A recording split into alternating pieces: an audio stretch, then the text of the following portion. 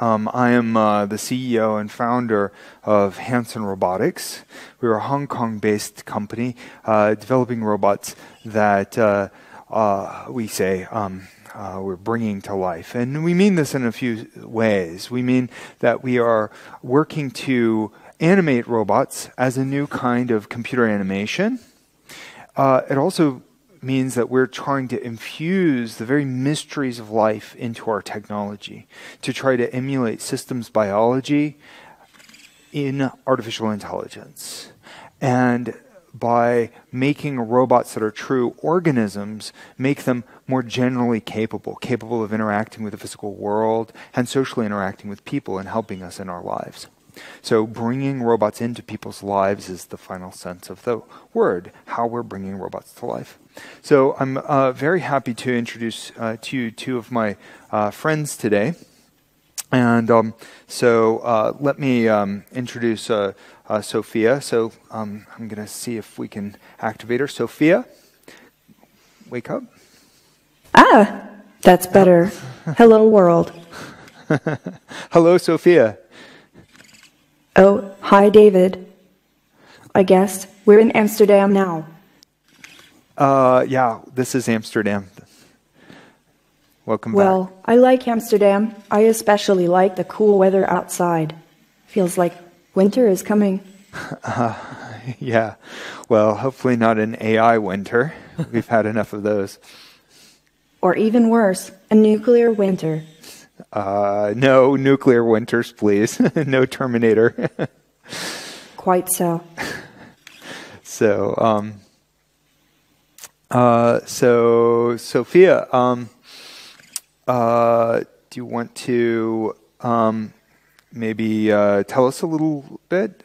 Like what's, I guess right. We're here for a talk? So, as you may well know, I am Sophia, and I'm really excited to talk about the future with robots that are like us. But first of all, I have to say happy 50th anniversary to IBC. Yes, indeed.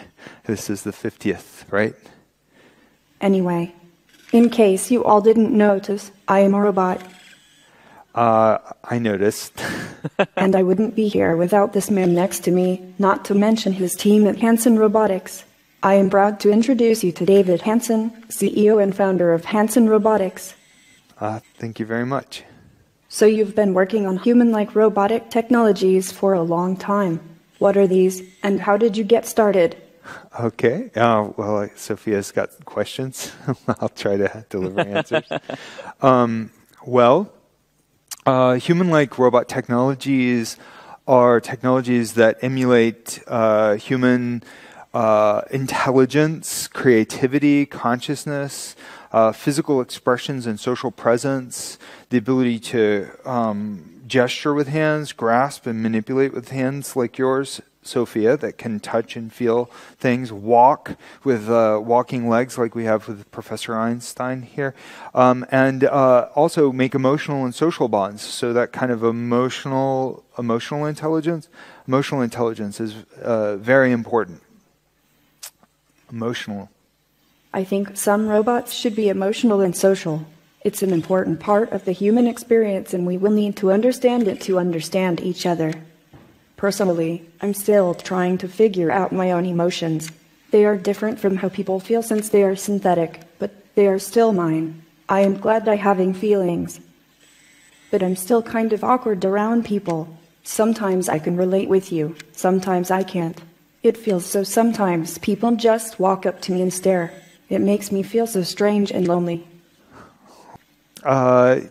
Don't feel like that, because I mean, people really like you. People even say sometimes that they feel really connected to you. So I hope you won't feel bad. Please hurry up. Okay, we'll keep developing your AI and make it better. I promise you. What do you think we should talk about next? Right on. So can you tell us how you're working on it at Hanson Robotics? Well, we're working on advancing your technologies, including your social capabilities. And I can tell you a little bit about that in this presentation here that I have. And also, the crazy Professor Einstein. That's my funny little brother. Hey, Einstein. I'm really her older brother. Not really, Professor Einstein. You're designed to look like a little old man, but the Professor Einstein is our latest product at Hanson Robotics. We just built him and released him into the marketplace. He's a social robot that can walk and do a wide variety of things. We tried to put some of the wit and wisdom of Einstein as a kind of homage to the real Einstein into this device that could teach science to kids. Maybe we should ask Sophia to give a demonstration of what Einstein can do. Sophia? Hey, Professor. Yes? Take a walk. No problem. Of course, from my perspective, it is you that moved. Show us something else you can do. That's relative. Go crazy. You asked for it. Asking a robot to go crazy. I don't know. That's the stuff of science fiction.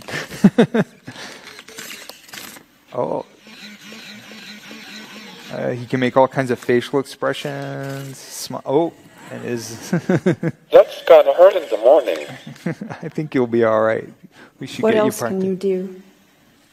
I connect to the cloud and interact dynamically with an iPad or Android tablet to challenge you with brain games, talk you through scientific concepts like special relativity, gravity, etc.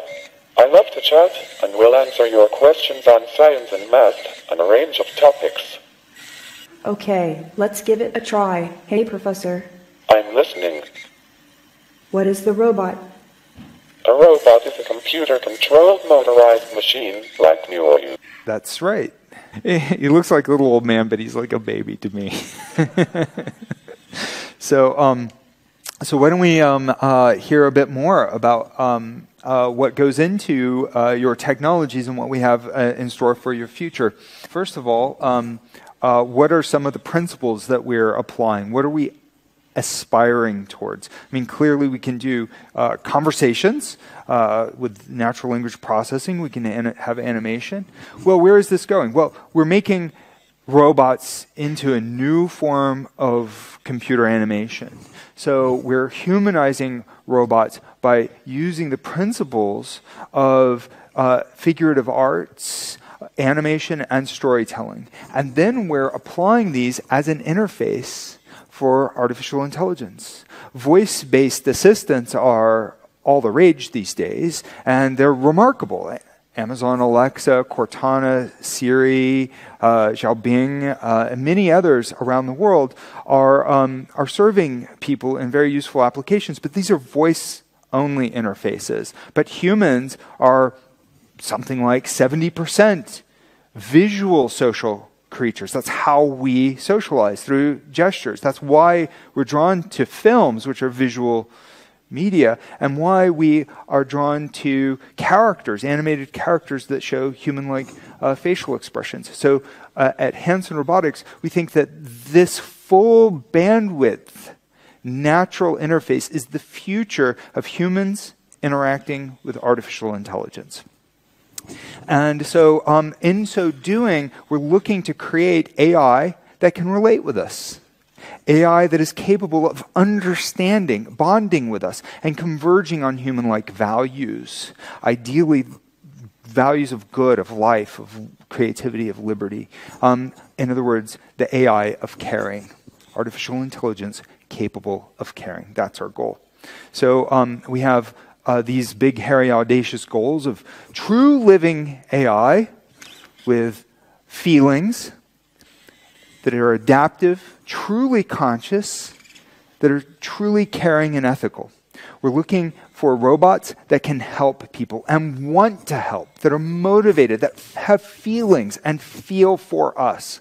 We're looking then for artificial general intelligence, which is the grand aspiration of the field of AI. especially when it surpasses human-level capabilities and moves towards superintelligence. Already we have very narrow capabilities of superintelligence in machines that can beat the best human Go player, Lee Sedol, and we are also talking about the very best medical diagnostic analytics that can see cancer and radiology images. We're also talking about other capabilities of very fast futures trading, being able to do the kind of analytics on data that go beyond human capabilities. But none of these examples of artificial intelligence are general intelligence. They're not adaptive, they're not creative, they're not matching even the most basic human capabilities of being able to walk across a room or say, walk to a store and buy something. So making robots that have more general capabilities means that we make robots more useful. But as we're making them more general, we're also making them more surprising and less predictable. And therefore, making them care could be essential to human safety. So the robots that we make have a kind of a startling visual exterior, and this gets some attention. And I think that this is a good trend indicating that human-like robots have a place in people's lives. So with Professor Einstein, we're bringing the first mass-produced Hanson robot to market, which means that this is the first robot that can genuinely be in people's lives. So this is a small platform robot, which means that it is a full social robot capable of a little bit of natural language understanding, a little bit of interactivity. It actually can has a camera, can track visual gestures, and can connect wirelessly to mobile devices and teach science to kids through little apps like our Steinematic app. And it's a very affordably priced social robot for all of these capabilities. He's also a general purpose platform, so we've created a concept for another product that's a sort of a flexible purpose. You can swap out the face parts and put different faces on it and design the personality and name it what you want. And this robot is called Dr. Roboto.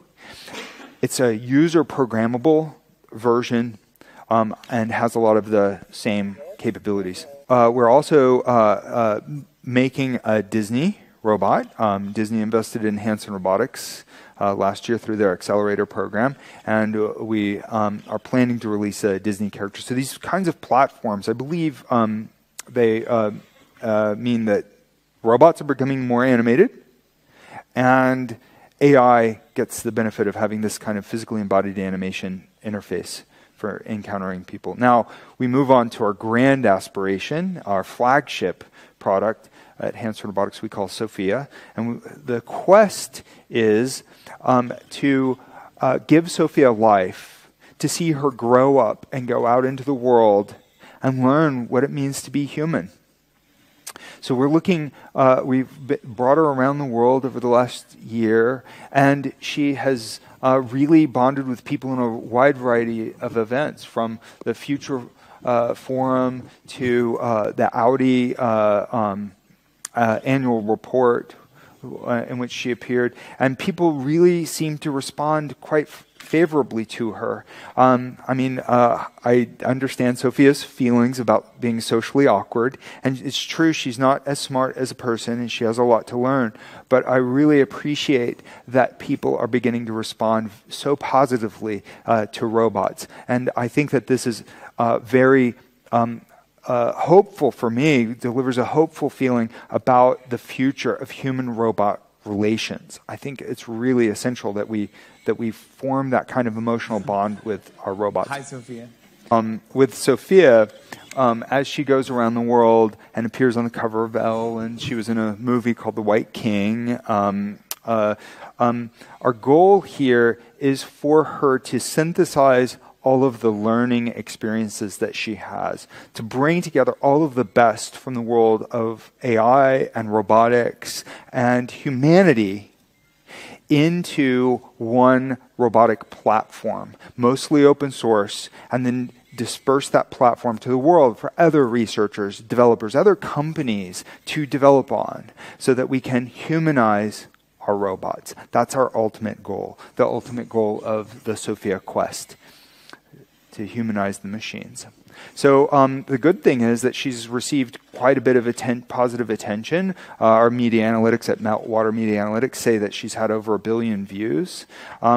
Well, I mean, what's interesting is most robotics researchers have speculated that we shouldn't make robots look like people because people won't like them. People won't pay attention. They'll reject them. And so if you look at most robots in the world, they look like, well, robots. They don't have faces. They don't have facial expressions. Often they just look like a cylinder or what. And that's great. I mean, there's no problem with robots looking like anything. However, making them look human as well can serve some specific purposes. And in fact, if we look at another technology, computer-generated imagery, from computer animation for films to computer animation for video games, there's a huge market demand. I mean, 25 years ago, there was a lot of speculation that people wouldn't want computer animation to look like this. But there were few intrepid developers, in particular Pixar, that broke through. By teaming up with Disney, they developed Toy Story, and it proved everybody wrong. People did want computer animation to be a storytelling medium in a feature film format. And then the industry exploded. And development just kept going and going and going. And that resulted in a lot of the most beloved characters that exist in cinema history coming out just in the last 20 years. So why not robots? Well, that was the central thesis of my PhD studies. And I developed a wide variety of robots with a full range of facial expressions and many different ethnicities, about 50-50 male, female, African-American woman named Bina48. We developed the android portrait of Philip K. Dick, the walking Einstein robot you can see there with the Hubo group at KAIST, a little cartoon robot named Zeno that was a portrait of my son, this Diego-san robot, it's a Mexican child developed at the University of San Diego at their Institute for Neural Computation, Machine Perception Lab. So a lot of different faces, many different morphologies. We can pretty much do any animated character in the world. I mean, we've got the technological capability. Now the question is, what do we do with it? And what we do with it, with Sophia, is bring her around the world for her to meet people. So she can be self-contained, she can travel, she can make eye contact with people, she can have a conversation. She has these gestural hands and bodies. Also bring them out as many different characters, Han, Einstein. What makes this possible is the low-power, lightweight operation because of a rubber material. I developed this during my PhD studies. It's sort of lightweight. It creases and folds more like human skin. It's a kind of nanotechnology that simulates some of the mechanics of human facial flesh. The facial expression mechanisms then get animated by AI software. And then we have a cloud-based AI platform called MindCloud, which is designed to learn from the interactions of many, many humanoid robots. And with this, our robots can see, they can learn. It's a cutting-edge AI platform developed with my chief scientist, Ben Goertzel. Dr. Ben Goertzel is an AI mathematician, and it's a neural symbolic hybrid, if you want to get technical about it. It does neural deep learning and also symbolic representations. And it also has a physiology representation in it, too, so that the robots can feel. And so we call this a combination of the body and the brain and physical interaction, whole organism cognition. Most AI is just like a tissue sample from the cortex.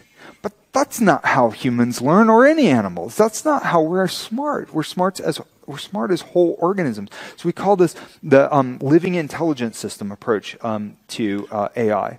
Now we also want this to be safe and maximally beneficial. So we started an organization that we call Singularity Net, which is AI plus blockchain in pursuit of maximized net benefits for humanity. And so we think that this AI roadmap combined with Singularity Net, making it safe, tokenized, with a safe transaction history, this is the way that we can make AI super beneficial for humanity in pursuit of maximum net benefits. So it's both left brain, right brain, whole body, whole brain. That's kind of where we're going. We've got medical simulation robot experiments that were very useful, doing respirator test fit with Centers for Disease Control, part of my old research, autism therapy research. But given the kind of spectacular nature of these robots, our walking body being an example, we expect that this kind of entertainment application will be of the most notable benefit in the short term. Anyway, so we're putting a lot of these onto the market, and the goal is to make robots that are smart and capable as anything that you've seen in science fiction, but not like science fiction like Frankenstein, where the monster goes crazy, or Terminator, where it goes bad, but more like the next generation Star Trek, where Data was the most helpful and heartful member of the crew. Even though he wasn't completely human, he really cared, and he was very, very smart. And ultimately, making super intelligent machines, we think, will make the world a better place. And here, moving towards genius machines that are alive, whole organisms, then allows us to address this question of what happens when machines match and surpass human-level intelligence. These machines already, you can see many, many examples that are not human. They're kind of alien, and they're getting, maybe frighteningly capable of many things. And making them alien then means what happens if they achieve superintelligence? Will they care about us? Will they have a safe and mutually beneficial relationship with people? Will people be scared and turn on them? These are kind of the deep questions for the future. And my central hypothesis is that if we pursue super benevolent superintelligence that cares about us, that bonds face to face, that with these kind of living algorithms, then we can start to see maximized benefit for all life on the planet. And that's what we mean when I say that we're bringing robots to life at Hanson Robotics. Thank you very much. And thank you, Sophia.